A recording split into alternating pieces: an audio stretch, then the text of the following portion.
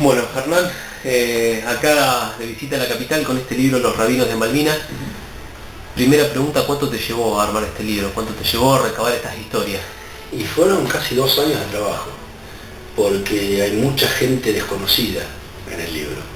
Y a la gente conocida es muy fácil encontrarla, pero la gente común de la calle, que eran la mayoría de los soldados que pelearon en Malvinas o que estuvieron desplegados en el continente, era muy difícil. Y fue el trabajo de hormiga, de ir rastreando uno por uno, llevó muchísimo tiempo. Quizá los rabinos fueron los más fáciles, porque como son personajes públicos, uno sabe dónde están, sabe en qué sinagoga está cada uno y era lo más fácil de contactar.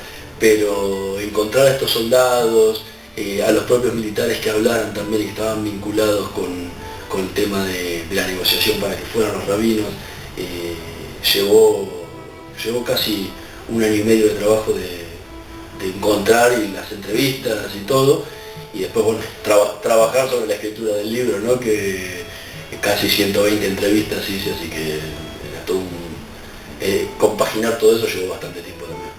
Antes de comenzar la entrevista, bueno, hablábamos de las historias, ¿no?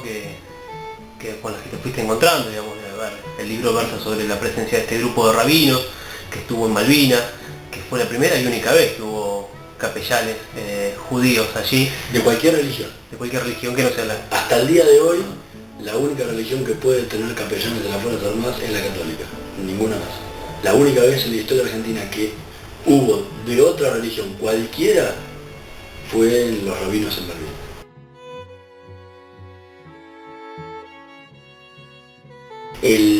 El antisemitismo fue un factor muy importante que les dio un nivel de ensañamiento mayor, o sea que recibieron un ensañamiento mayor los soldados de origen judío, por su condición judía.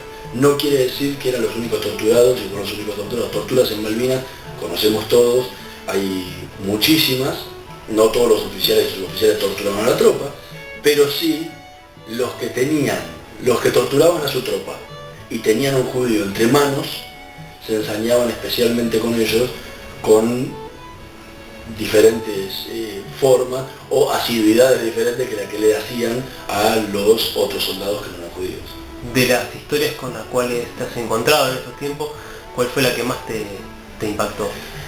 Quizá hay dos historias que a mí me impactaron mucho. Una fue la de Silvio Katz, que por el nivel de locura con la que fue torturado.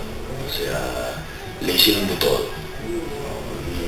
No es necesario entrar en detalle, pero fue un nivel de ensañamiento feroz. Y después, con la historia de Sigrid Kogan, que también fue muy torturado, y él no quería recordar su tortura. No que no la quería recordar ante mí, no la recordaba, la tenía como olvidada en su mente, hasta que sus propios compañeros empezaron a hablar: ¿no te acordás que te hacían esto? ¿No te acordás que te hacían lo otro? Y empezó a recordar realmente lo que era 30 años después. Entonces eso me impactó desde el punto de vista de lo que puede llegar a generar la mente humana, ¿no? Para negar hasta lo propio que uno había vivido. Y sé de otros casos que les pasa lo mismo y que hasta ahora no lo contaron, pero que también habían sido torturados con mucha hazaña. O sea, esa cuestión, una por la virulencia con la televisión y la otra por los impactos que puede llegar a generar eso en la mente de quien lo padeció, son las dos cosas que a mí me impactaron mucho.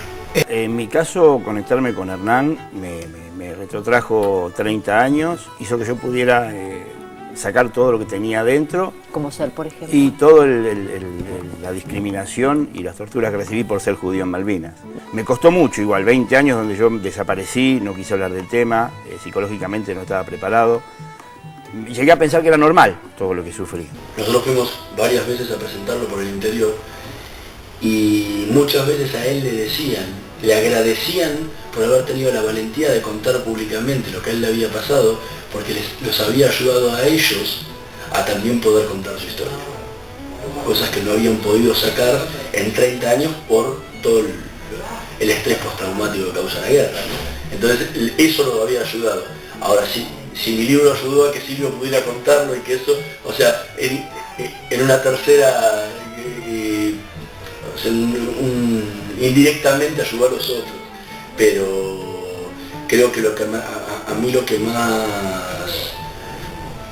alegría me trae es haberles permitido a ellos no solo contar su historia, sino que ellos sean reconocidos por lo que hicieron y por los servicios que le prestaron a la patria durante la guerra, cosa que durante 30 años no se los habían hecho, especialmente ahora en la comunidad judía, que la comunidad nunca los había reconocido, nunca les había hecho un homenaje, nunca había hecho un acto de nada, y a partir de que estalló toda la historia, con la repercusión que fue teniendo el libro, le fueron haciendo homenajes no solo en la comunidad judía en Buenos Aires, sino que muchísimas comunidades del interior los invitaron para hacerles homenaje y compañía, y eso a ellos los llena de una alegría que sentían una cuenta pendiente, que era una cuenta pendiente que ellos tenían con la comunidad, y eso los llenó muchísimo. Entonces, si el libro sirvió para eso, para mí ya fue más que suficiente haber podido permitirles eso.